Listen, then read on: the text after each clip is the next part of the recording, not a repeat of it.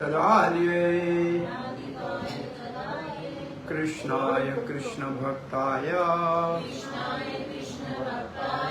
तद्भक्ताय नमो नमः। ओम नमो भगवते वासुदेवाय।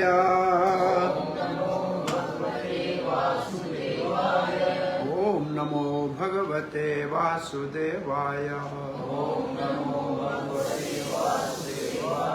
ओम नमो भगवते वासुदेवाय। नारायणं नमस्कृत्यं नरं चैव नरोत्तमं देवीं सरस्वतीं व्यासं ततो जयमुदीरयेत्। नष्टप्रायेषु भद्रेषु नित्यं भागवत सेवया भगवती उत्तम श्लोके भक्तिर्भवति नैष्ठिकी। कृष्णाय वासुदेवाय देवकी नंदनाय च नंदगोपकुमाराय गोविंदाय नमो नमः। जय श्री कृष्ण चैतन्य प्रभु नित्यानंद श्री अद्वैत गदाधर शिवासादि गौर भक्त वृंदा। हरे कृष्णा कृष्णा कृष्णा कृष्णा हरे हरे हरे राम राम राम हरे हरे। हरे कृष्णा। सभी विमल जी के निवास स्थान पे प्रातः श्रीमद् भागवत में आपका हार्दिक स्वागत है। हम श्रीमद् भागवत महापुराण के छठे स्कंद के दूसरे अध्याय में आज विष्णु दूतों के द्वारा यम दूतों के दिए हुए उत्तर का प्रति उत्तर जो है उसका श्रवण करेंगे। प्रसंग भगवान नाम जपने वालों का रक्षण और पोषण करते हैं। नाम का बल है न कि जपने वाले की शक्ति है। नाम के बल से, प्रमेय के बल से पापियों का उद्धार कैसे होता है ये प्रसंग चल रहा है। आइए दूसरे अध्याय का शुभारंभ करते हैं।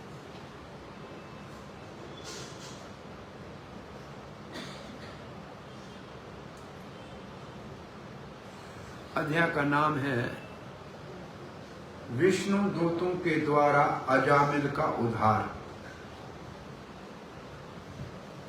कल हमने सुना विष्णु दूतों के पूछने के ऊपर धर्म अधर्म क्या है। यमदूतों ने धर्म और अधर्म का विवेचन किया और अजामिल के पापों का वर्णन किया। और अजामिल अधर्मी है, पापी है। हम इसको यमराज के पास ले जाएंगे, वो इसको शुद्ध करेंगे, पाप का दंड देंगे और इसको पवित्र करेंगे। यहाँ यमदूतों का उत्तर पूरा हुआ। अब विष्णु दूत उत्तर दे उनसे पहले सुखदेव गोस्वामी कह रहे हैं, श्री बादरायण उवाच। बादरायण सुखदेव का नाम है। व्यासपुत्र कह रहे हैं, एवं भगवत दूता। इस प्रकार भगवान के दूत विष्णु दूतों ने जो पूछा था यमदूतों से धर्म अधर्म के विषय में, एवं भगवत दूता यमदूता अभिभाषितम। यमदूतों ने जो उनको उत्तर दिया, अभिभाषण दिया, उपधार्या अथ तान राजन, महाराज परीक्षित उन्होंने उसको सुना। प्रति आयु हो, अब उसका प्रति उत्तर देने जा रहे हैं कौन? विष्णुदूत। तो विष्णुदूतों का एक विलक्षण बताते हैं, न्याय को विदाह। विष्णुदूत न्याय में, तर्क में बहुत बड़े कोविद हैं, का मतलब दक्ष हैं। वो अच्छे से अच्छे तर्क से, अच्छे न्याय से सत्य को स्थापित करने में दक्ष हैं। अब वो उत्तर देने जा रहे हैं। तो इस अध्याय में, दूसरे अध्याय में, यमदूतों ने जो भी अजामिल के पापी होने के कारण बताए थे, विष्णुदूत उन सब का खंडन करेंगे और एक ही आधार पे खंडन करेंगे कि नाम जपने वाला सब पापों से मुक्त हो जाता है। और फिर अजामिल पश्चाताप करेगा इस अध्याय में कि मैं कितना दुष्ट हूं, ब्राह्मण होते हुए पूजा पाठ छोड़ दिया, घर परिवार छोड़ दिया, ब्राह्मण के सद्गुणों का मैंने सत्यानाश कर दिया। पश्चाताप करेगा अजामिल और फिर भगवत भक्ति, वास्तविक भक्ति करके, सच्ची भक्ति करके भगवान के धाम वैकुंठ जाएगा। ये इस अध्याय में 3 बातें हैं। तो 3 बातें कौन सी है इस अध्याय में? विष्णु दूतों के द्वारा यमदूतों के दिए हुए सारे तर्कों का खंडन, अजामिल का पश्चाताप और अजामिल का वास्तविक साधन करना भक्ति का और भगवत धाम जाना। तो 3 बातें हैं इस अध्याय में। तो अब विष्णु दूतों क्या कह रहे हैं? पहले विष्णु दूत आश्चर्य कर रहे हैं, अहो कष्टम धर्म दृश्यम। अहो जब कहते हैं इसका मतलब क्या करें? जिनको न्याय के लिए रखा है वही अन्याय करेंगे तो न्याय के लिए किसके पास जाए? ये आश्चर्य है। अहो कष्टम, कितनी कष्ट की बात है, बड़ा दुख की बात है। धर्म दृशान, जिसको धर्म को देखने का दायित्व दिया गया है, अधर्म स्पर्शे धर्म सभाम, उसकी सभा में अधर्म चलना है। जिसको कहा गया है कि तुम धर्म और न्याय करो, वही अन्याय चल रहा है। बड़ी दुख की बात है। यथा यत्र दंडेश्व अपापेशु, अरे अपापियों, जो पापी नहीं है वहां उनको दंड दिया जा रहा है। दंडो यही धैर्यते वृथा, बेकार में जो दोषी नहीं है उनको दंड दिया जा रहा है। ये क्या है? ये विष्णुदूत कह रहे हैं, यमदूत, तुम जिस यमराज के अनुचर हो वो बड़ा धर्मज्ञ है। अगर उसके सभा के अंदर तुम जैसे दूत होंगे जो निष्पाप को पकड़ के ले जाओगे और दंडित करोगे, तो उस सभा का नाम बदनाम होगा, तुम्हारा काम ठीक नहीं है। बड़ी कष्ट की बात है, ये बड़ा दुख की बात है कि जिसको न्याय करने के लिए रखा है वही अन्याय करता है। जिसको चोरों से रक्षा करने के लिए रखा है वही चोरी करे, तो आदमी किसके पास जाए?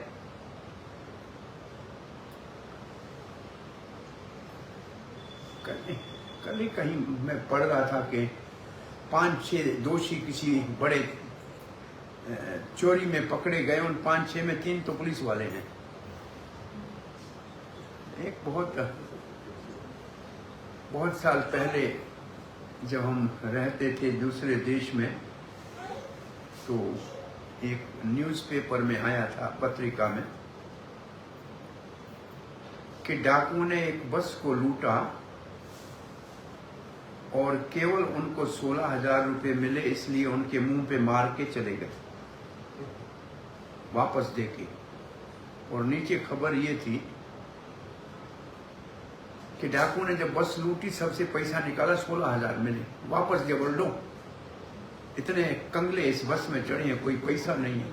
अरे 25,000 तो पुलिस को देना पड़ेगा, जब पता लगेगा कि बस लूटी है तो क्या घर से देंगे 8,000 रुपए? क्या 8,000 घर से देंगे क्या? ले जाओ अपने। युधिष्ठिर महाराज के कलयुग के दोषों के समय 5 प्रश्नों में एक प्रश्न ये है, एक व्यक्ति ने आके, महाराज तो ध्यान में बैठे थे भगवान के, बाहर खड़े भाइयों से पूछा कि एक समस्या का समाधान है, खेत को बाढ़ दी हुई थी, तो कहा अच्छी बात है, अच्छा किसान होगा, खेत को सुरक्षा रखा होगा। बोला नहीं, आश्चर्य यह है कि बाढ़ खेत को खा रही थी। इसका क्या कारण, बाढ़ खेत को कैसे खाएगी? नहीं समझा। युधिष्ठिर महाराज से पूछा कौन था, क्या कह रहा था? बोला ये कलयुग है, कह रहा था जिसको रक्षा के लिए करोगे रखोगे वही आपका भक्षण करे, रक्षक ही भक्षक बन जाएगा, ये कलयुग का नेम है। जिसको आप रखोगे, अब देखो जिसको अंग रक्षक रखा वही गोली मार रहा है, तो किसके ऊपर विश्वास किया जाए? तो ये प्रसंग उस भाव में है, और इसके ऊपर श्री प्रभुपाद जी लिख उस समय जब ये प्रभुपाद जी ये 6ठा स्कंद लिख रहे थे, तो पाश्चात्य देशों में भक्त जो बाहर कीर्तन करने जाते थे, पुलिस उसको पकड़ती थी कि तुम शोर मचा रहे हो रोड के ऊपर, तो वो जेल में भी डालती थी। प्रभुपाद यहाँ लिख रहे हैं इसके लिए कि जो धर्म का प्रचार करने वाले विष्णु दूत हैं, उनको अगर सरकार पकड़ेगी तो पापियों को बचाएगा कौन? तो ये ऐसी स्थिति है कि जिसको न्याय करने के लिए, प्रभुपाद फिर दूसरा उदाहरण, अब प्रभुपाद ने ये तात्पर्य लिखा होगा कोई 71-72 में, शायद 71 में मोस्ट प्रोबेबल। उस वक्त कहते हैं आजकल जिसको न्याय लेना होता है वो पैसा देता है तो उसको न्याय मिलता है, तो न्याय पैसों से जहां मिले वहां तो बेचारा निष्पाप व्यक्ति ही दुख भोगेगा ना।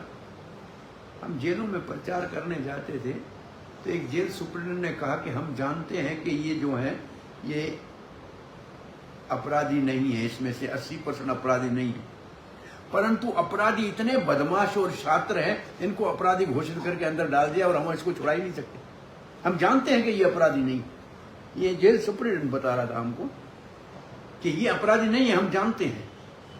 उसने बोला एक आदमी भागता हुआ आया कि मुझे जेल में डालो। हमने बोला क्यों डालें? बोला गुंडे बाहर रहूंगा तो मेरा कत्ल कर देंगे, वो मेरे पीछे पड़े हुए हैं, मेरा हत्या कर देंगे, कम से कम मैं सुरक्षित रहूंगा जेल में रहूंगा तो, कि यहाँ कम से कम मारने तो नहीं आएंगे। ये सच्ची घटनाएं बता रहे हैं कि ऐसी स्थिति है। तो जिसको न्याय के लिए रखा है वही अगर अन्याय करे तो न्याय के लिए किसके पास जाएंगे? तो विष्णु दूत ने पहले तो उनको सीधा सही कह दिया, और प्रभुपाद ने इसके ऊपर ये लिखा है कि धर्म के प्रचार करने वालों को अगर रोका जाए तो फिर अधर्म को कैसे हटाया जाएगा? तो अधर्म खत्म ही नहीं होगा। अब दूसरे श्लोक में कह रहे हैं प्रजानाम पितरो चाहिए, भाई प्रजा के लिए राजा पिता है। प्रजा का मतलब ही होता है पुत्र, संस्कृत में प्रजा पुत्र को कहते हैं, तो राजा के लिए प्रजा पुत्र के समान है। शास्तारः साधव समाह, ये राजा का मतलब शासक होता है। शासक शास्त्र, तो उसका काम क्या है राजा का? शिक्षा देना। शास्त्र का मतलब शिक्षा। शास्त्र होते देख 3-4 शब्द हैं, इसको समझें अगर।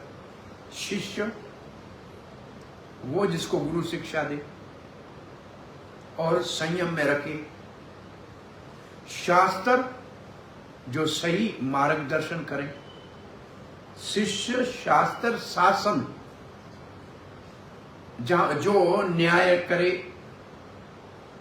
शस्त्र जिसके द्वारा लोगों को पाप करने से डर लगे। ये सब एक ही संस्कृत शब्द से निकले हुए हैं, सबका अर्थ है न्याय और नेम में रखना, डिसिप्लिन में रखना। तो राजा को प्रजा का रक्षक होना चाहिए और शिक्षक होना चाहिए। शास्त्र का मतलब शिक्षा देनी चाहिए कि पाप नहीं करो और भगवान को याद करो। तो दो काम है राजा के, रक्षक और शिक्षक। रक्षा भी करे और शिक्षा भी दे। साधव समाह, साधव समाह का अर्थ लिखा है, साधु मतलब जिसमें सद्गुण हो, अच्छे गुण हो और सबसे समान भाव से व्यवहार करे। यदि स्यात् तेषु वैषम्यम, अगर उनके राजाओं में ही अगर भेदभाव हो, वैषम्यम का मतलब भेदभाव हो, कम यान्ति शरणम प्रजा, तो प्रजा कहां जाएगी, किसके पास जाएगी भाई, किसका फिर किससे न्याय लेने जाए। जो रक्षक और शिक्षक, अब ऐसे एक जनरल कहावत है, हम शिक्षक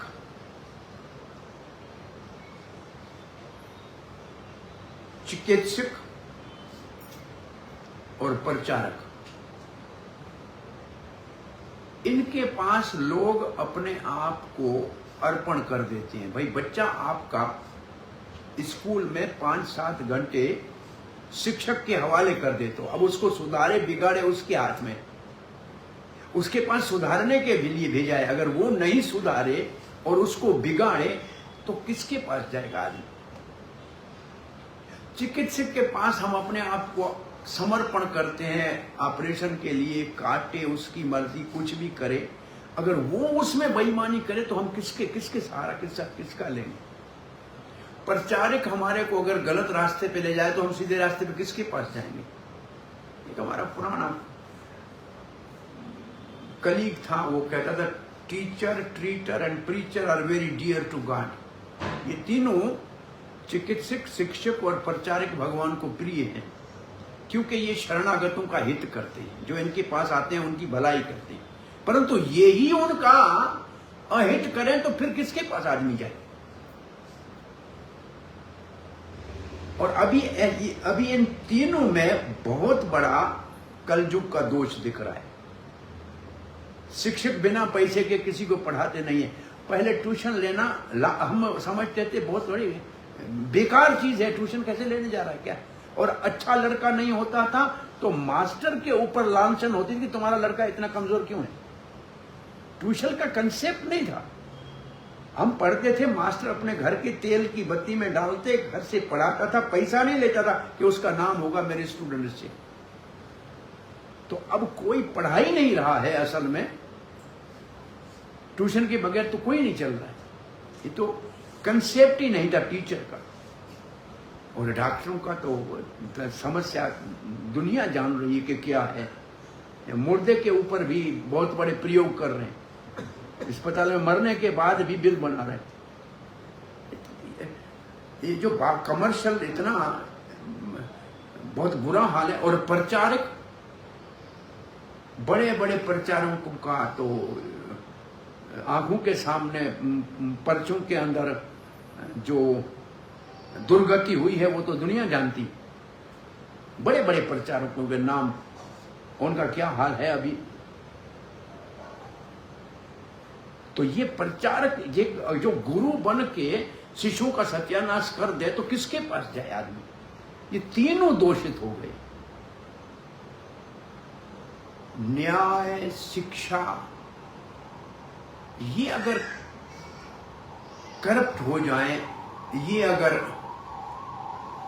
अन्याय करें तो किसके पास आदमी न्याय के पास लिए जाएगा। तो ये श्लोक उस भाव में लिखा है कि जिसका शरण लें, जिसको रक्षा के लिए रखें वही भक्षा कर दे, जिसको न्याय के लिए रखें वही अन्याय करे, तो फिर किसका सहारा लें। श्री प्रभुपाद ने इसमें लिखा है कि युधिष्ठिर जैसे महाराज युधिष्ठिर जैसे और यहाँ तक के आगे और ना प्रहलाद महाराज, अम्बरीश महाराज, इनके राज में, रामचंद्र के राज में एक ब्राह्मण का लड़का मर गया। ब्राह्मण ने जाके रामचंद्र को कहा कि आपके राज में मैं जी बाप हूं, पहले मेरा जन्म हुआ, मेरा बेटा बाद में पैदा हुआ, पहले मेरे से क्यों मरा? इसका मतलब आपके राज में कोई दोष है, न्याय करो। तो ऐसे राजा थे जिनके पास न्याय मांगा जाता था और वो न्याय करते थे। और प्रभुपाद कहते हैं आज जो कुछ चोर दूसरे चोरों को वोट के आधार पे चुनते हैं, वो कहां से न्याय करेंगे? प्रभुपाद डेमोक्रेसी को कहते थे डीमंस कर्स। डेमोक्रेसी को प्रभुपाद लिखते थे डीमंस कर्स, माना ये राक्षस का शाप है। वैसे आप देखिए जरा, नॉर्मली एक पढ़ा लिखा कुलपति यूनिवर्सिटी का, उसके वोट की कीमत भी उतनी है जितनी एक अनपढ़ जाहिल की है। ये सत्य है कि नहीं? और एक टीबी का मरीज है जो 5 दिन के पास मरने वाला है, कैंसर का मरीज है, उसके वोट की भी इतनी कीमत है जितनी मेडिकल सुपरिटेंडेंट के वोट की कीमत है। और एक हाई कोर्ट के जज के भी वोट की उतनी कीमत है जो एक अपराधी को जो अभी कन्विक्ट नहीं है उसके वोट की भी उतनी ही कीमत है कि नहीं? तो फिर न्याय कैसे हो सकता है बताइए? अन्याय है कि नहीं है? भाई पहले राजाओं को चुनते थे, मानो चुनने का काम अगर दिया जाए कि भाई सारे हाई कोर्ट सुप्रीम कोर्ट के जज चुने, सारे यूनिवर्सिटी के जो वाइस चांसलर वो किसको चुने, तो कम से कम सोच समझ के चुनेंगे सही आदमी को ना। तो अब चुनने वाले चोर और चुनने वाले जिसको चुनते हैं वो महाचोर। तो ये लिखा, प्रभुपाद ने इसी के ऊपर टीका लिखी है। और यहां तक प्रभुपाद कहते उस समय में अमेरिका के प्रेसिडेंट को सबने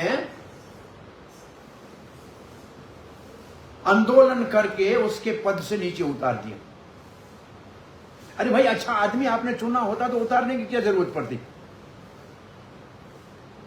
तो ये सामान्य समाज के अंदर जो खराबी है उसकी, उसके बाद ये प्रसिद्ध श्लोक भागवत में आया है और ये भगवत गीता में भी है। यद्यदाचरति श्रेयान इतरतस्तदेवते ईहते सयत प्रमाणम कुरुते लोकस्तदनुवर्तते। ये सिद्धांत भगवत गीता में भी है।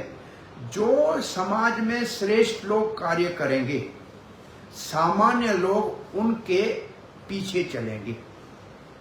जो वो लोग एक इसको कहते हैं प्रमाण स्थापित करेंगे, सामान्य लोग उसका पालन करेंगे।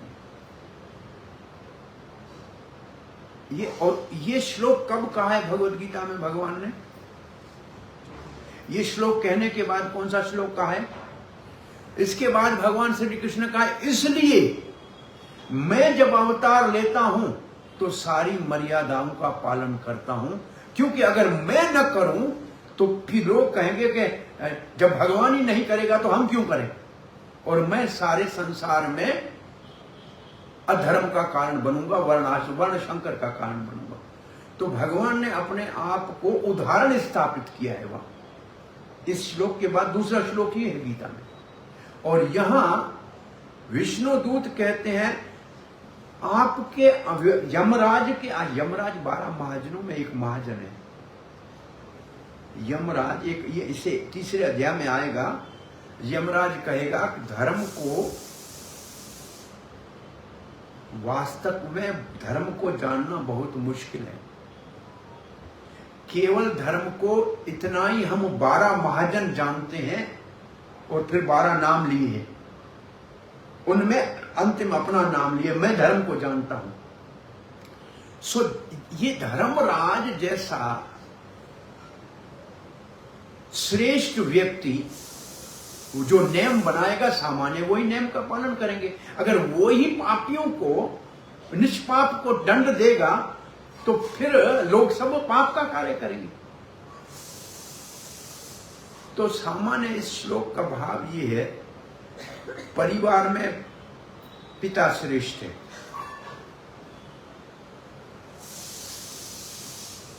शिष्य के लिए गुरु श्रेष्ठ है, प्रजा के लिए राजा श्रेष्ठ है, छात्र के लिए अध्यापक श्रेष्ठ है।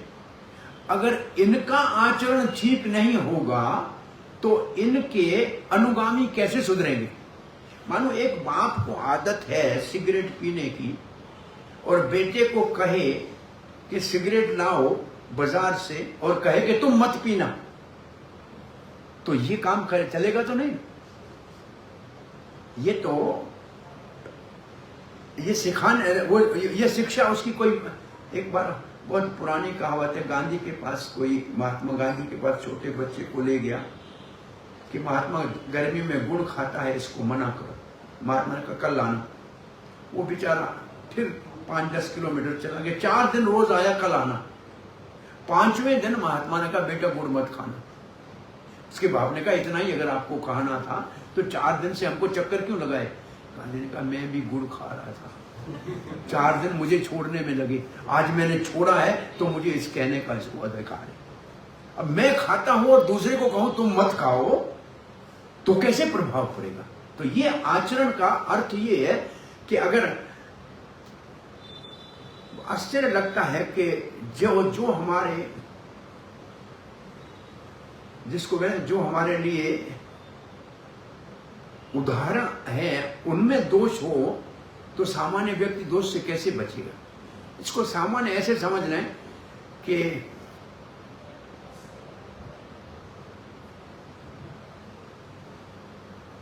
भाई जो न्याय का मंत्री है वही अन्याय करता हो तो फिर सामान्य न्यायालय कैसे न्याय करेंगे?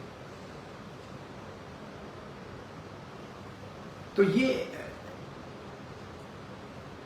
समाज के अंदर जो सामान्य रूप से नेचुरल लीडर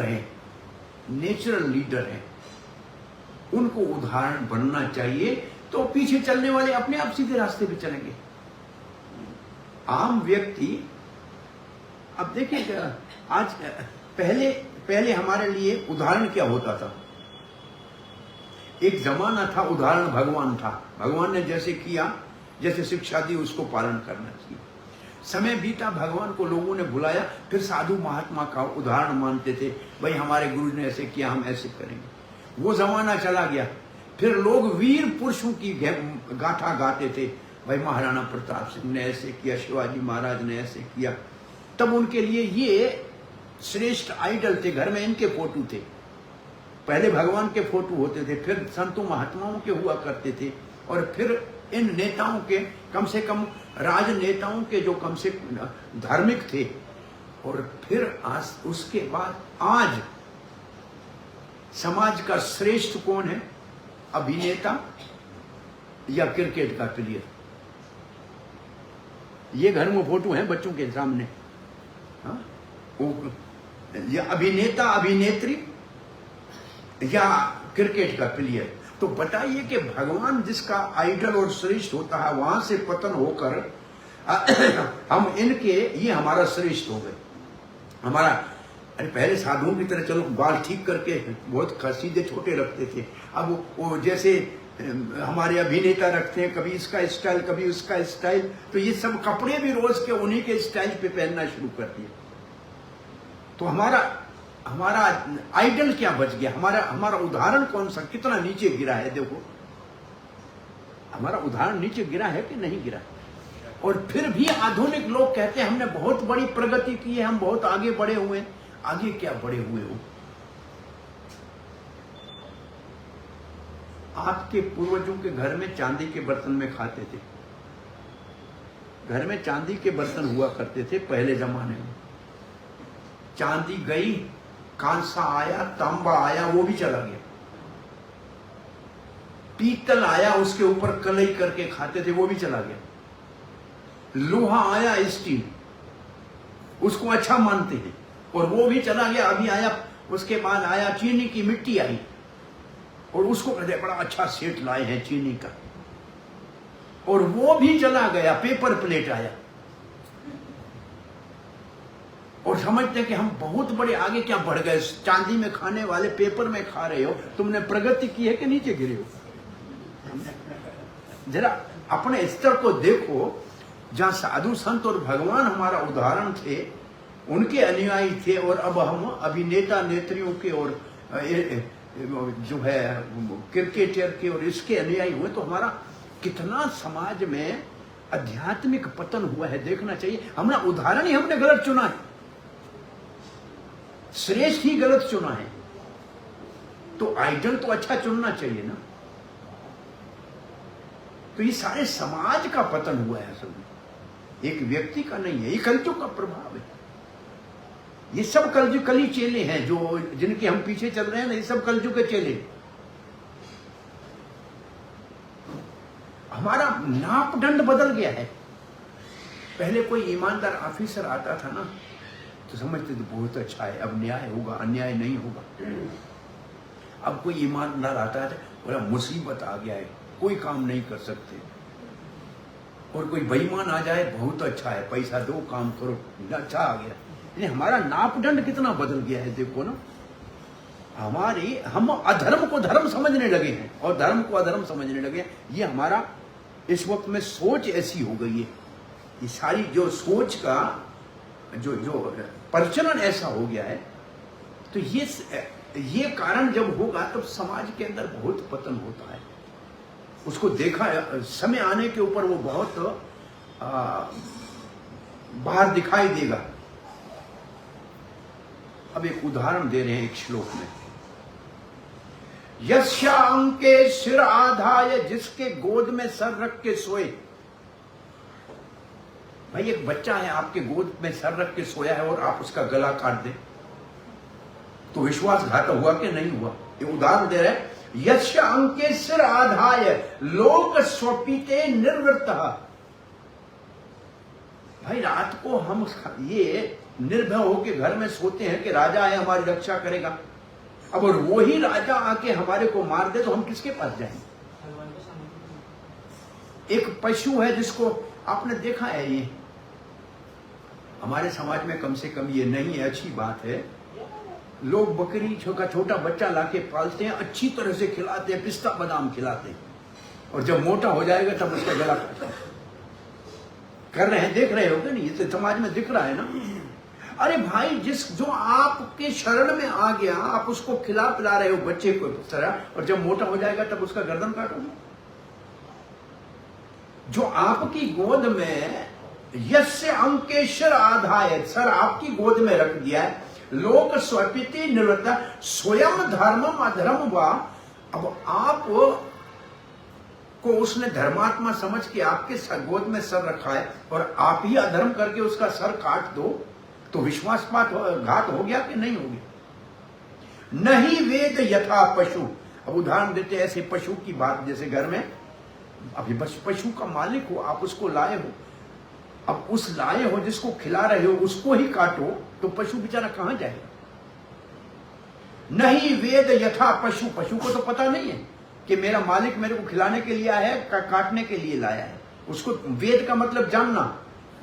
सकथम नियर्पितात्मा नाम कृत मैत्रम अचेतनम विश्रम्भण्यो हो भूतानाम सग्रहणो दोग्धुम अहरति।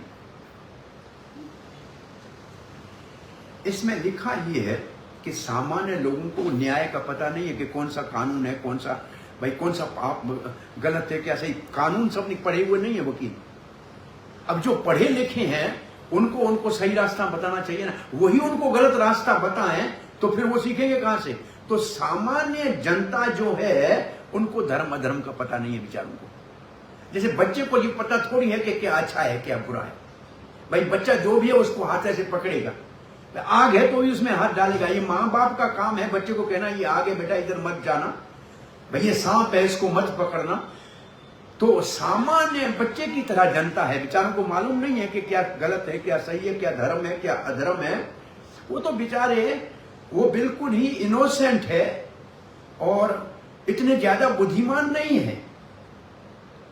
वो उस पशु की तरह है जो शांति से सोया हुआ है अपने मालिक की गोद में, और अगर वो मालिक उसकी रक्षा कर के, उसको ये विश्वास है कि ये मेरी रक्षा करेगा, इसको ये विश्वास है कि मैं अभी अपने घर में हूं, अपने मालिक के पास हूं, अगर वही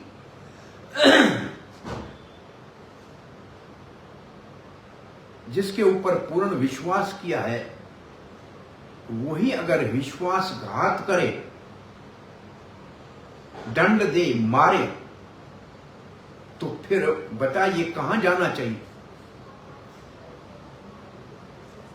उदाहरण इसमें, इस उदाहरण का विश्वासघात, प्रभुपाद जी कहते हैं विश्वासघात शब्द जो इसमें है बहुत महत्वपूर्ण है। बहुत से लोग हैं, और फिर कहते हैं सामान्य लोग बेचारे जो हैं कलयुग में मंद सुमंद मत्यो मंद भाग्य। एक तो बेचारे मंद का मतलब कम अकल वाले हैं, और सुमंद मत्यो उनकी बुद्धि भी बेचारों की इतनी विकसित नहीं है, और इतना भाग्य भी अच्छा नहीं है कलयुग में। और उन लोगों को वो हमारे हवाले कर देते हैं अपने आप को। अगर हम उनको फिर सही रास्ता न बता के गलत रास्ते में ले जाएं, तो फिर विश्वास करके हमारे पास आए और हम विश्वासघात करें, तो बताइए कि आदमी कहां जाएगा।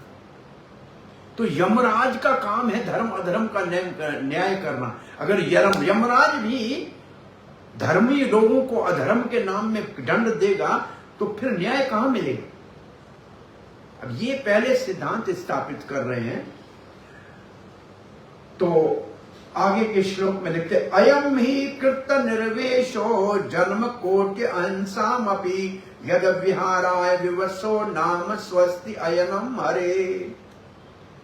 अब ये सिद्धांत स्थापित करके अजामिल की ओर इशारा करके कहते हैं, अयम ही, ये जो आप जिसको निकाल के आत्मा निकालने आए हो ना, मारने आए हो, कृत निर्वेश हो, इसने पश्चाताप कर लिया, इसने प्राश्चित कर लिया। निर्वेदों का, कृत निर्वेदों का मतलब इसने प्राश्चित किया, पाप को धो लिया, इसने प्राश्चित कर लिया। बोला कितने जन्मों का, कोटि जन्म अहंसाम अपी, करोड़ों जन्मों में किए हुए पापों का इसने मार्जन कर लिया, प्राश्चित कर लिया। कैसे किया। यद विहार विवसो नाम, विहार का मतलब उच्चारण, विवसो का मतलब अनायास, अपने आप, ऐसे नहीं कि सोच समझ के, ऐसे अनायास स्पॉन्टेनियसली उच्चारण किया नाम किसका, स्वस्ति अयनम। स्वस्ति अयनम भगवान को कहते हैं, जिसका घर सबके कल्याण का स्थान है। स्वस्ति अयनम हरेया, हरि जो सबका कल्याण करता है, उसका नाम इसने उच्चारण किया, वो बेबस होके उच्चारण किया, और उस एक नाम उच्चारण करने से करोड़ों जन्मों के इसके पाप उनका प्रायश्चित हो गया। तो आप इसको क्यों ले जा रहे हो। अयम ही कृत निर्वेशो जन्म कोटि अहंसानपि, करोड़ों जन्मों के पाप का प्रायश्चित केवल एक बार ऐसे बेबस होके भगवान का नाम उच्चारण किया जो सबका मंगल करते हैं, इसके सारे पाप धुल गए।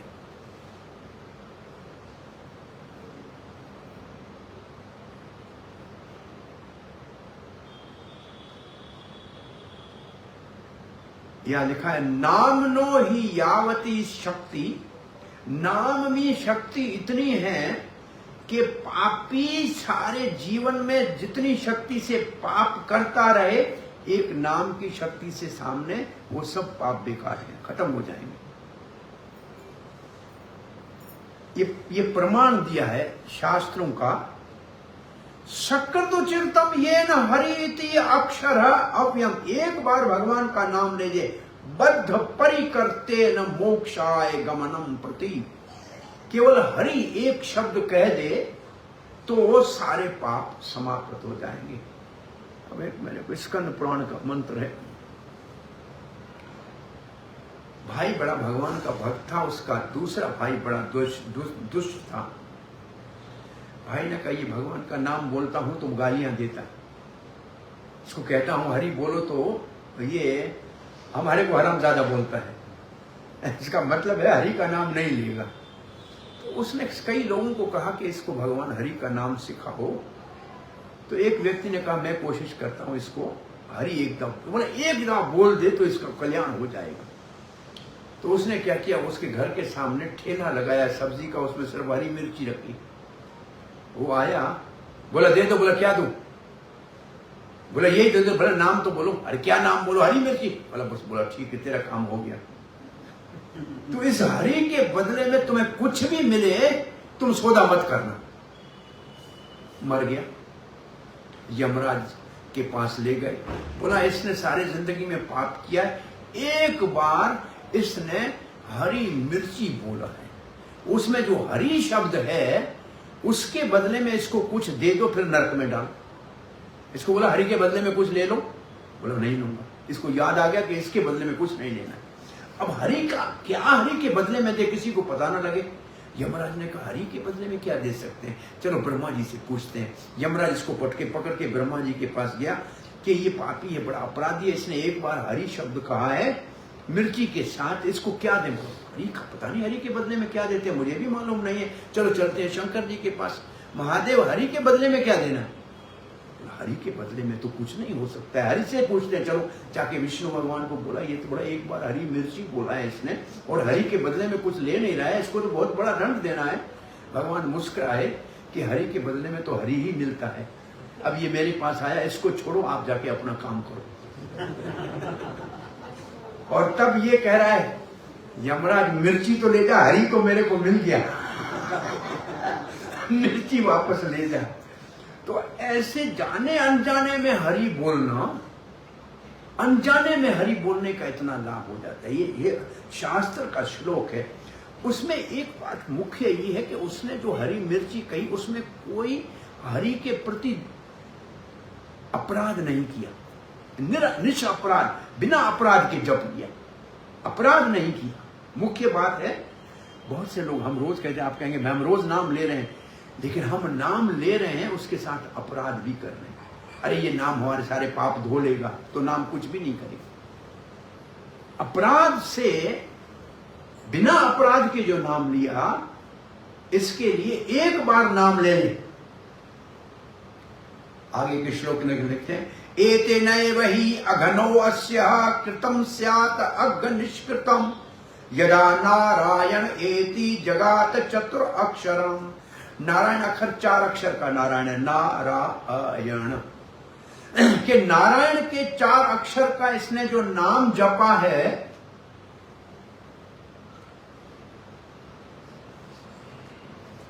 अंत समय जपा है, एक नहीं। जब से इसके घर में बच्चे का जन्म हुआ तब ये नारायण नारायण कह रहा था ना, तो ये भगवान समझ के नहीं कह रहा था, लेकिन नाम तो भगवान का था ना। पहले नाम जपने के समय इसके पाप तो चले गए, फिर जो इसने नाम जपा उससे इसके हृदय में भक्ति अपने आप जन्म लेने लगी। फिर जो इसने नाम जपे उससे इसकी भक्ति अपने आप प्रकट होने लगी, और उस भक्ति के होने से तो उसने अपने बच्चे का रोज नारायण नाम लिया। अरे नारायण इधर आओ, मेरे को पानी दे दो, नारायण ऐसे।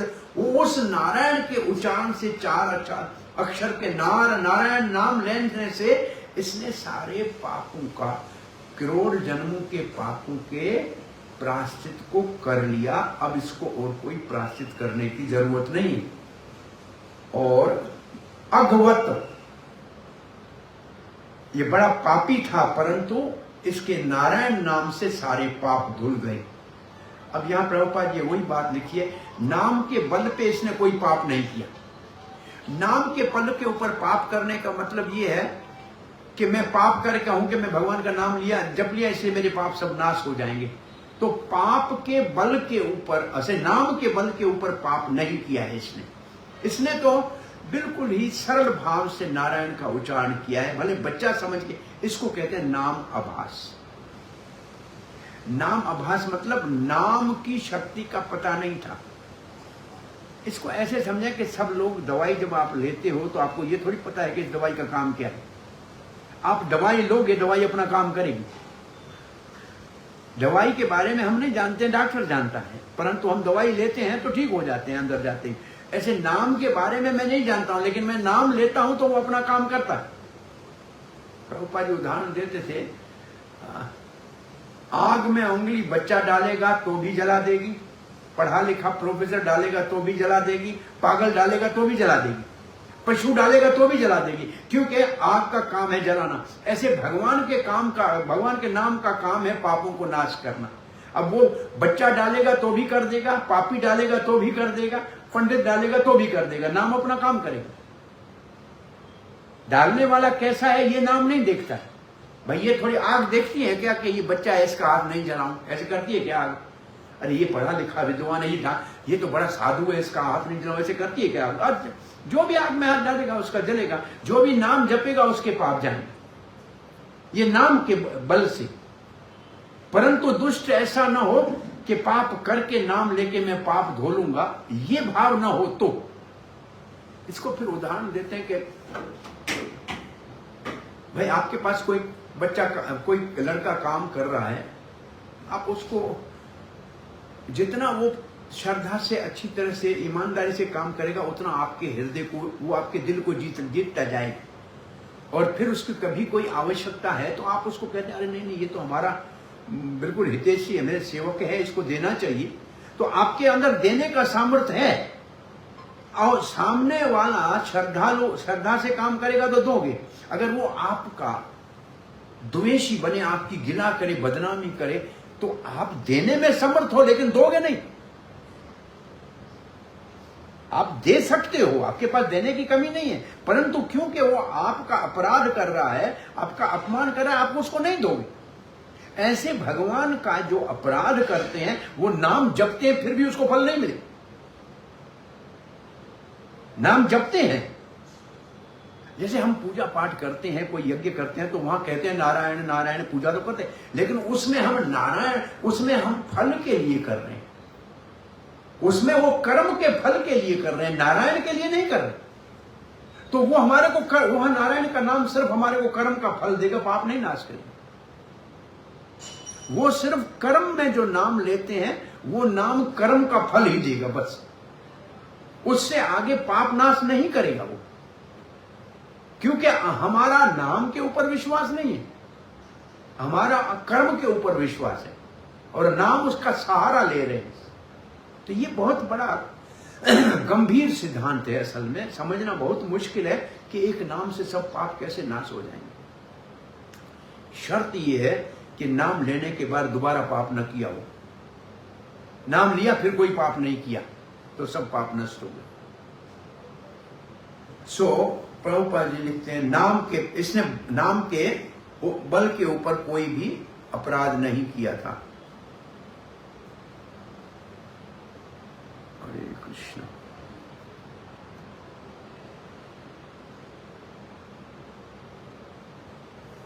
हाँ पहुंचे हम, ये 8वां श्लोक। ये हाँ, अब कौन से पाप नाम धो सकता है? नाम लेने से कौन से पाप जाएंगे? एक लंबा श्लोक लिखा है।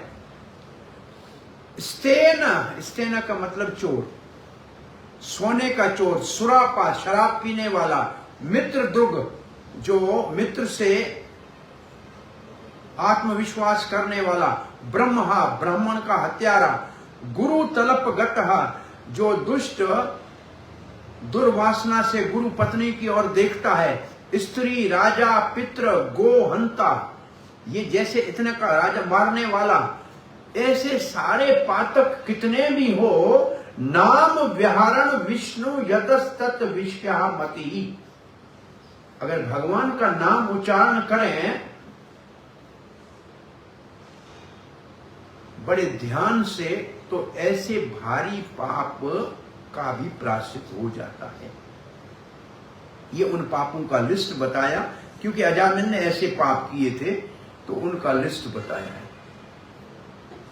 अब ये श्लोक का बहुत बड़ा लंबा तात्पर्य था, मैं देख रहा था जब आप आए थे, और इस श्लोक के तात्पर्य में इतना कुछ लिखा है, इतना कुछ लिखा है कि महीना भर पढ़े तो भी पूरा नहीं हो। इसमें अब विचार ये किया गया है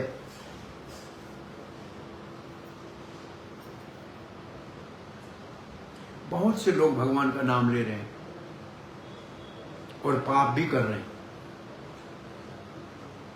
तो फिर क्या उन सब का उद्धार हो जाएगा क्या? ये प्रश्न उठता है सीधा। और बहुत से ऐसे लोग हैं पाप कर्म ही नाम लेके करते हैं। तो यह सिद्धांत ये है कि वो जो नाम ले रहे हैं अपने काम के फल को प्राप्त करने के लिए ले रहे हैं, भगवान के लिए नहीं ले रहे हैं। तो उनके नाम से उनके काम में तो उनको सफलता मिलेगी, परंतु भगवान के नाम का फल नहीं निकल मिलेगा, पाप नाश नहीं होगा। पहला सिद्धांत ये है। जैसे पूजा पाठ में नाम लेता, मैंने उदाहरण दिया, भाई रोज रोज नाम लेते हैं, परंतु उस नाम लेने के पीछे हमारे कर्म में सिद्धि की इच्छा है कि हमारा कर्म हमारे को फल दे। तो कर्म फल कब देता है? जब उसमें भगवान का नाम लिया जाता है। तो वहां भगवान का नाम हमारे कर्म का फल देने का काम करता है, पाप नाश का काम नहीं करता।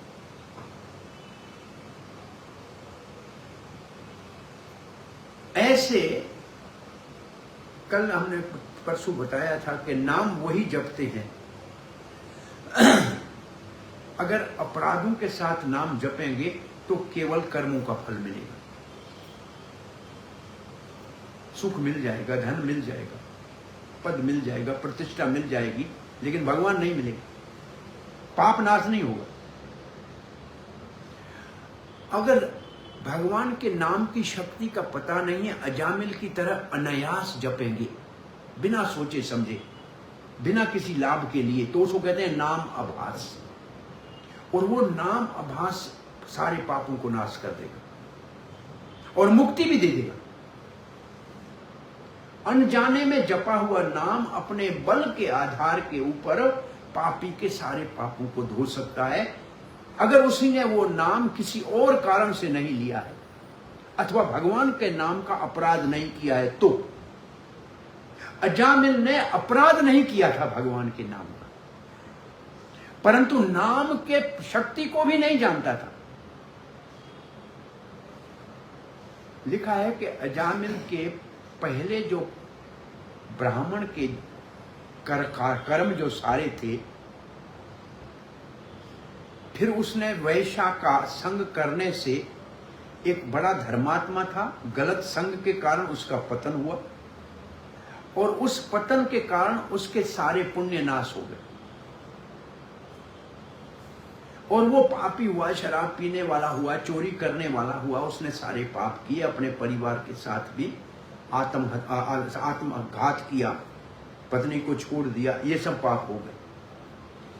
फिर उसने अब इसका मतलब उसने उस वक्त जो नारायण नाम लिया था उसका फल इसको, उस वक्त जो उस नारायण का नाम उच्चारण कर रहा था वो तो सिर्फ कर्म कांड के लिए कर रहा था, उसका फल कर्म कांड ने उसको दिया। बुरे संग में आया तो पतन हो गया, फिर भी उसको बचाया नहीं, उसके अंदर पाप की प्रवृत्ति पड़ी थी क्योंकि उस वक्त वो भगवान। अब जो ये पापी हो गया, नारायण बेटे का नाम लिया, तब ये कोई कर्म कांड नहीं कर रहा था, तब ये पूजा पाठ के लिए नाम नहीं ले रहा था, ये बेटे का नाम ले रहा था, परंतु कोई नाम से प्राप्त करने की कुछ इच्छा नहीं थी, न नाम का अपराध कर रहा था। तो पहले नाम से इसके सारे पाप धुल गए और फिर जो इसने नाम उच्चारण किया वो नाम इसकी नए सिरे से भक्ति का शुभारंभ हुआ और वो भक्ति इसकी ऐसे आगे बढ़ी कि अंत में उसको नारायण नाम याद आ गया, बच्चे के बहाने नारायण नाम याद आया। तो ये इसके रोज नाम नारायण उच्चारण करने का फल है और उसके बदले में उसने कोई कर्म का फल नहीं मांगा, उसके बदले में उसने कोई भगवान का अपराध भी नहीं किया, नाम का अपराध भी नहीं किया, इसलिए उसके हृदय में भक्ति का जन्म हो गया और अंत में उसने भगवान का नाम लिया और भगवान के दूत आए और उसको मौत से बचाया, एक खतरे से बचाया। अभी भगवान का धाम नहीं मिला। ऐसा नहीं है कि अजामिल को वो विष्णु दूत उठा के वैकुंठ ले गए, नहीं, सिर्फ उसको यमदूतों से छुड़ा दिया। तो इसलिए नाम आभास मुक्ति देता है का मतलब पाप कर्मों से मुक्त करता है। इसके बाद अजामिल की तरह अगर कोई पश्चाताप करे कि मैं कितना अच्छा आदमी था, कितना बुरा हो गया, मेरे जीवन में ऐसे सारे क्यों गलतियां आ गई, मुझे नहीं करनी चाहिए थे, पश्चाताप करे और फिर जाके वास्तविक में भगवान का नाम, भगवान की प्रसन्नता के लिए जपे, तब अजामिल को वैकुंठ की प्राप्ति हुई। बहुत साल पहले एक बार वृंदावन में ऐसे किसी श्लोक के ऊपर हमको बोलना था शायद, तो मैं एक महात्मा के पास गया, मैंने बोला अजामिल आखिर नारायण का नाम लेने वाला ब्राह्मण एक वैश्या के संग में गया ही कैसे? तो महात्मा ने मुझे बताया कि पूर्व जन्म में अजामिल एक बहुत बड़ा तपस्वी, सदाचारी हिमालय में तपस्या कर रहा था। एक गृहस्थी साधु की बच्ची मूर्छित हो गई थी ठंड के कारण, और अजामिल को कहा, अजामिल मूर्छित हो गया तपस्या करने के कारण। एक जगह पे अजामिल मूर्छित हो गया ठंड के कारण बिल्कुल।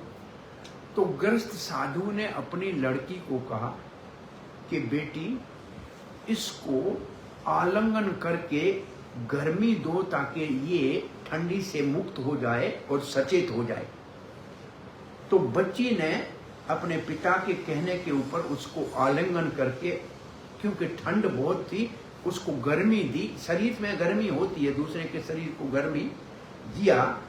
तो उसके कारण अजामिल ने जैसे आंख खोली तो उसने कहा, वैश्या, तुमने मेरा तप भंग कर दिया। उसके मुख से ऐसे निकल गया। तो महाराज ने कहा कि इसको वैश्या कहा है तुमने, तो इसके साथ तुमको विवाह करना पड़ेगा। अब जाओ। वो दूसरे जन्म में वो अजामिल तो पहले से तपस्या की। अब इसका मतलब ये समझे कि एक जन्म का अजामिल का ये प्रयास नहीं, पहले बहुत बड़ा इसने अभ्यास किया हुआ था।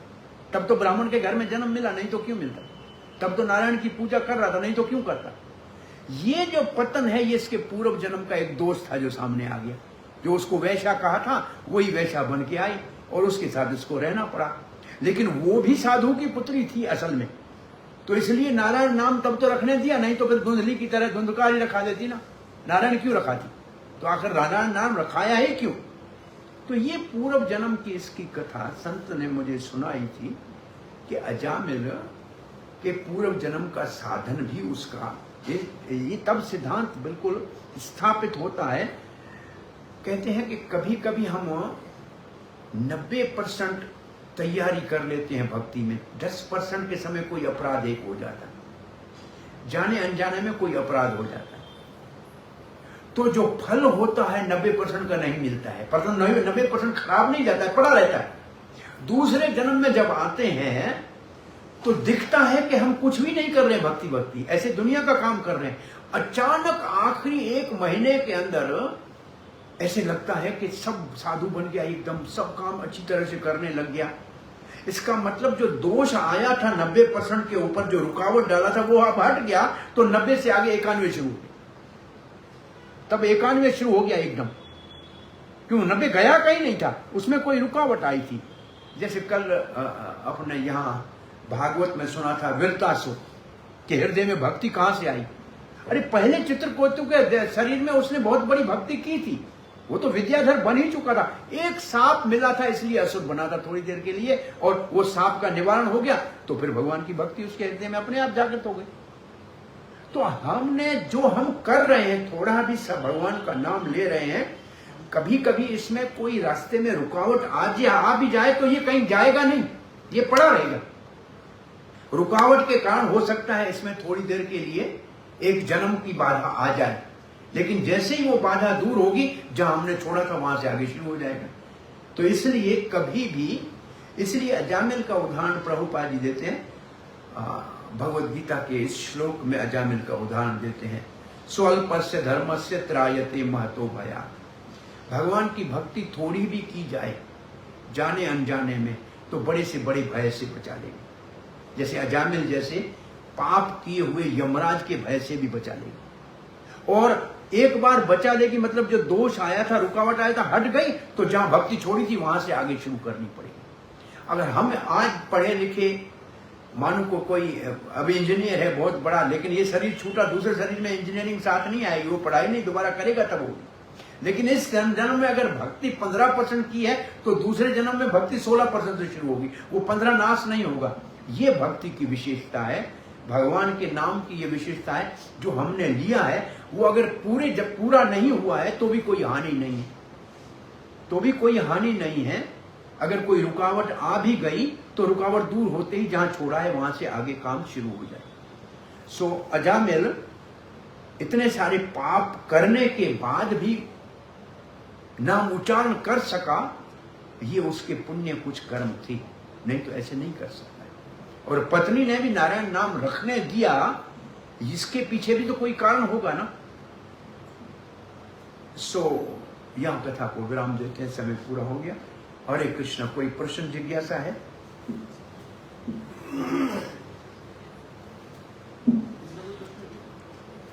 हरे कृष्ण।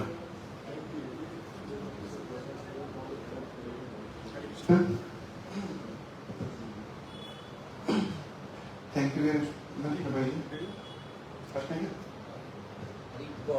हरे कृष्ण।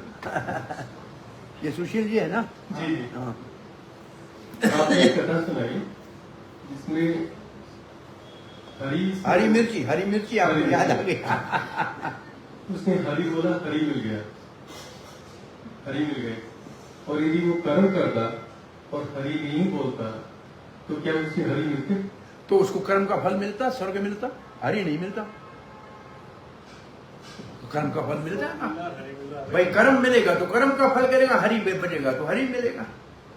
वो कर्म का फल भी हरि देता, लेकिन अपने आप को नहीं देता।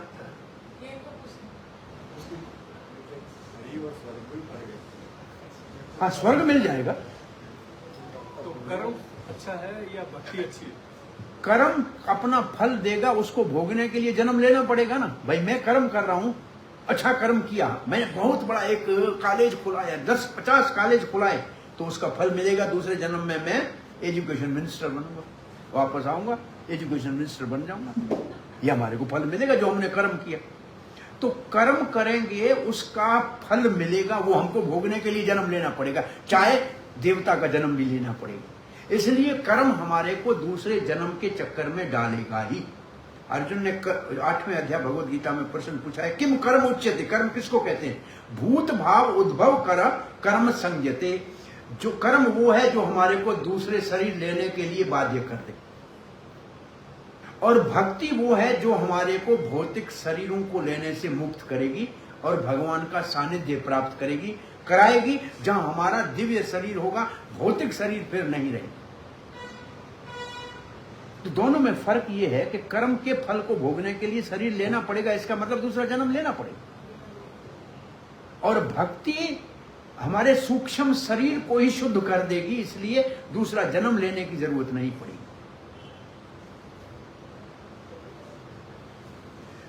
तीन शब्द हैं, कर्म, अकर्म, विकर्म। कर्म का मतलब वेदों के अनुसार काम करना, पुण्य कर्म करना, स्वर्ग आदि का भोग करना, फिर वापस कर्म करना, फिर सुख भोगना। विक्रम का मतलब वेदों के विपरीत काम करके नरक में जाके दुख भोगना।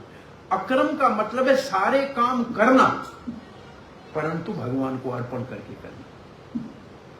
काम अकर्मी भी करता है, लेकिन वो यज्ञार्थ कर्मणो अन्यथा कर्म बंधन, वो विष्णु के लिए काम करता है। यज्ञ कहते हैं विष्णु को। काम वो भी करता है, ऐसा नहीं काम नहीं करता है, लेकिन वो काम भगवान के लिए करता है। जैसे अर्जुन युद्ध कर रहा था, आदमियों को मार रहा था, कर क्या रहा था? लेकिन फिर भी वो पूजनीय हो गया क्योंकि वो काम भगवान के लिए किया। उदाहरण ऐसा बहुत सरल देते हैं, सैनिक सेनापति के आदेश के ऊपर दुश्मन के 1000 शत्रु मारे तो उसको वीर चक्र मिलता है। वही सैनिक अगर गांव में किसी झगड़े के कारण किसी को थप्पड़ भी चाकू भी मार दे तो जेल में जाएगा। काम दोनों जगह मारने का है, लेकिन एक जगह मारने का में पुरस्कार मिलता है, एक जगह मारने में दंड मिलता है। तो जो कार्य भगवान के लिए किया जाता है वो हमारे को बहुत बड़ा फल देते हैं भगवान की प्राप्ति का, और जो काम अपने लिए किया जाता है उसका सुख दुख हमको भोगना। कर्म वो भी करता है, ऐसा नहीं कर्म नहीं करता है, बड़ा परिश्रम करता है, परंतु उसका फल दो चीजें कर्म में अगर छोड़ दी जाए, कर्तापन और भोक्तापन। मैं करता हूं काम का, ये अहंकार छूट जाए, मैं कर्म के फल का भोगता हूं, ये छूट जाए तो अकर्म बन जाए। कर्म करने की कला, कर्म ही कौशलम। भगवत गीता में लिखा है कर्म कुशलता से कर्म सीखो। ये कुशलता शब्द कहां से निकला है? कुश घास से निकला है।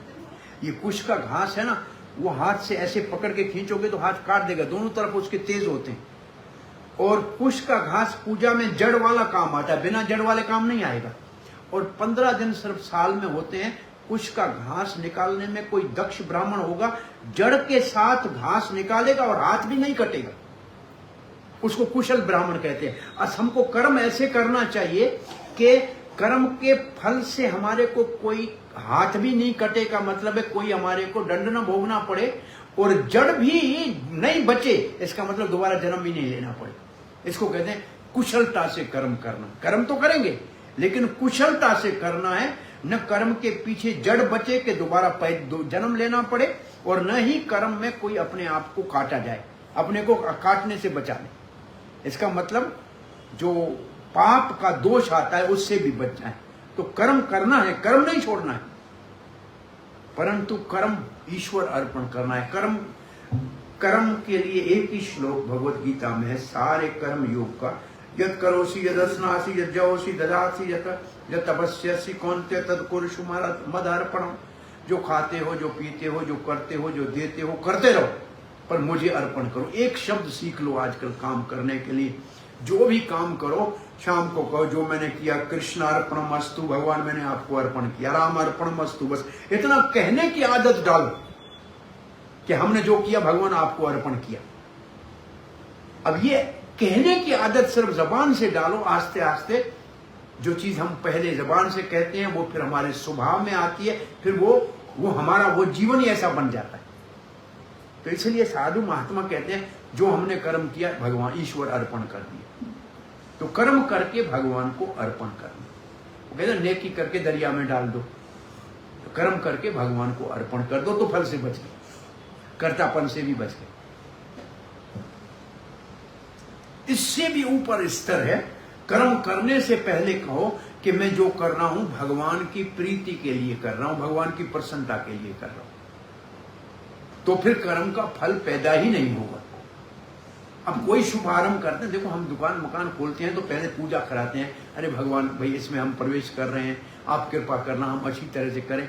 असल में एक तरीके से इसके पीछे भाव ये होता है कि ये सब हम भगवान आपकी प्रसन्नता के लिए कर रहे हैं, लेकिन हमको पता नहीं होता है, हमको सिखाया नहीं जाता है। हम समझते हैं कि हमारे सुख के लिए, हमारी प्रसन्नता के लिए नहीं है, भगवान की प्रसन्नता के लिए है, तो वही काम आपका भक्ति हो जाएगा। ऐसे नहीं है कि भक्ति के लिए काम आपको छोड़ना है, काम आपका वही होगा, सिर्फ मानसिकता को बदलना है। काम को नहीं बदलना है, मानसिकता को बदलना है। और भगवान को कुछ चाहिए नहीं, भगवान कुछ आपसे मांग नहीं रहा है। हमारा भाव जनार्दन भाव ग्रही है, हमारा भाव ये हो कि भगवान आपकी प्रसन्नता के लिए कार्य करें, ये भाव आना चाहिए। इसको सिर्फ मनोवृत्ति को बदलना है, काम को नहीं बदलना है। बाजार में जाके चीज, आप बाजार में जाएंगे कोई फल देख रहे हैं, आपके मन में आएगा ये मैं घर ले जाऊं फल मेरे बच्चों के लिए, ये स्वाभाविक है। अब भक्त कोई जाएगा फल देखेगा, अरे आज भगवान को इस फल का भोग लगाएंगे, काम वही करेगा, खरीदे वहीगा, लेकिन उसके फल खरीदने में भगवान पहले आ गया कि भगवान के भोग के लिए ले जाओ, और हम लेंगे कहेंगे हमारे बच्चों के लिए जाए, तो दोनों में फर्क। काम वही है, लेकिन दोनों में फर्क है। खाएंगे वो भी बच्चे, लेकिन वो प्रसाद खाएंगे, वो भोक्ता नहीं बन गए, वो प्रसाद खाने वाले सेवक बन गए। तो सिर्फ सोच को बदलना है, विचार को बदलना है, चेतना को बदलनी है, तो वही काम भक्ति हो जाएगा। भक्ति का मतलब ये नहीं है घर छोड़ना है, परिवार छोड़ना है, दुकान मकान छोड़ना है, ऐसा नहीं। हमारी सोच को बदलना है। सोच भगवान के ऊपर केंद्रित हो, सब चीजों का जो केंद्र हो भगवान हो, तो कोई समस्या नहीं। उदाहरण देते हैं, बच्चों के ज्योमेट्री बॉक्स में एक पलकार होती है ना, वो क्या कहते हैं, जिससे गोल गोल बनाते हैं, उसका सेंटर अगर एक रहेगा, आप कितने भी गोल बनाओ कोई किसी को काटेगा नहीं। अगर एक जगह बिंदु पे रहो, कितने छोटा बड़ा गोल, बड़े कितने बड़े बड़े गोल बनाओ, एक दूसरे को काटेगा नहीं। आपने केंद्र को बदल दिया, एक गोल दूसरे गोल को काटेगा। अगर हमारा केंद्र एक भगवान है, कृष्ण है, गोविंद है, राम है, जो भी है, तो हम जो भी काम करेंगे वो एक दूसरे को गोद में लेता जाएगा, बढ़ता जाएगा, उसमें कोई एक दूसरे को काटेगा नहीं। अगर हमने केंद्र बदल दिया, भगवान के बजाय मैं हूं, तुम हो, ये हो, तो फिर हम एक दूसरे को काटना शुरू कर देंगे। डिजाइन भले अच्छी बन जाए, लेकिन कोई साबित नहीं रहेगा, गोल सब कटे हुए होंगे। सो केंद्र जो है वो भगवान होना चाहिए हमारे सारे कार्यों का। हरे कृष्ण। हरे बार बार जन्म लेने में क्या बुराई है? बार बार जन्म लेने में क्या बुराई है? कोई दिन तो शिक्षा मंदिर बड़ी प्रभुपाद ने एक बार ऐसे कहा कि तुम्हें क्या पता जो तुम कर रहे हो, अगली बार कुत्ते के जन्म में चला जाऊंगा। वो बेचारा विदेशी कोई था, बोला कुत्ते के जन्म में कोई क्या खराब है? प्रभुपाद ने कहा मेरी आशीर्वाद है, तुम कुत्ता ही बनना। दूसरे जन्म लेने में क्या बुराई है? एक प्लास्टिक की बैग में उल्टा लटकाया जाए और चारों ओर मलमूत्र और कीड़े पड़े हों, आंख खोल न सको, मुंह खोल न सको, बोल न सको, ये स्थिति पसंद है क्या?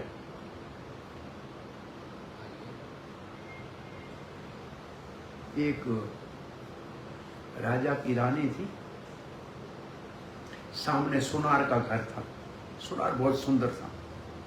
राजा गया राजमहल में, अपने दरबार में, रानी के मन में काम वासना थी। दूती को कहा कि उसको बोलो तुम्हारे से गहने लेने आ जाओ। सुनार गहने लेके आया। ये गहने देखे नहीं, सुनार को देखे और प्रेम की बातें कर रही है।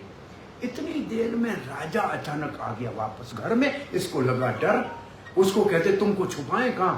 तो पुराने जमाने में जो टॉयलेट बने होते थे ना, शौचालय, उसमें ऊपर बड़ा खड्डा होता था और नीचे पीछे सारा मल जाता था। वो कोई आके बाहर से साफ कर जाते थे। वो साफ किया हुआ था। इसको कहा ये जगह बड़ी अच्छी है, यहाँ कोई नहीं आएगा, तुम जाके टॉयलेट के नीचे बैठ जाओ। ये बेचारा टॉयलेट के नीचे बैठ गया। क्या करे उसको? राजा आ गया। राजा को पेट खराब था, सीधा टॉयलेट में गया। और एक बार नहीं 2-3 बार राजा गया बेचारा। अब ये बेचारा नीचे बैठा हुआ है। राजा स्नान नहा धो के वापस गया अपने राज में। इसने उसको निकाला कि नहाया धोया, इसने अपना जेवर उठाया, चला गया। दूसरे दिन रानी ने कहा आओ। बोलो मेरे को टॉयलेट में नहीं बैठना है, मेरे को बेचना ही नहीं है जेवर दोबारा, क्योंकि उधर जाके कौन बैठेगा, ये मेरा हाल होगा। तो असल में दूसरा जन्म लेना है ऐसा। तो इसमें फिर सबूत बताते हैं ये बुद्धि है रानी, और जीव आत्मा को ऐसे लाके संसार में उम्मल के थैलियों के बीच में डाल देता है। तो दोबारा कौन आएगा? जो समझदार होगा वो तो नहीं आएगा। लेकिन फिर भी हम जानने के बाद भी आने के लिए 100 कार्य करते हैं और वापस आना भी पड़ता है। कोई अच्छे कार्य करके अच्छा पद लेके आते हैं, कोई बुरे कार्य करके बुरा पद लेते हैं। लेकिन जन्म मृत्यु की निंदा की है शास्त्र में। गर्भ को बड़ा निंदा की गई है कि बड़ा दुख का काम है, कोई आसान काम नहीं है। हरे कृष्ण। धन्यवाद।